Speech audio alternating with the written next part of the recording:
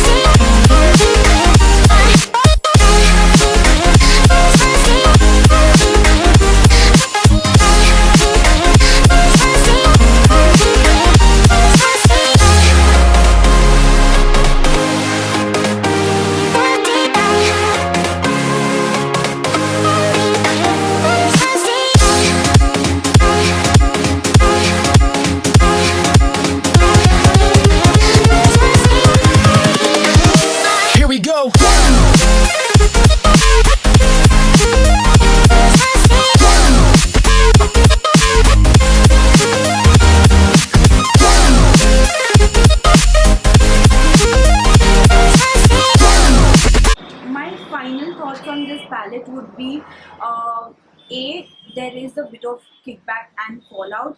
So the matte black shade and this second shade has a lot of fallout and kickback. I really loved if the palette would have come with a mirror, because in the tutorial you will see I did have a lot of problems. I really love the names, they are really cute.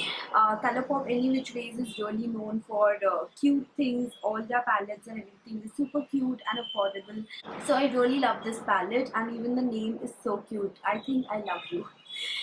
More into neutral and natural everyday looks. I think you are going to love this palette. Hope you guys enjoyed this tutorial, and subscribe to my channel. My all social media links will be listed down below. So I'll see you guys in my next video. Till then, take care. Bye.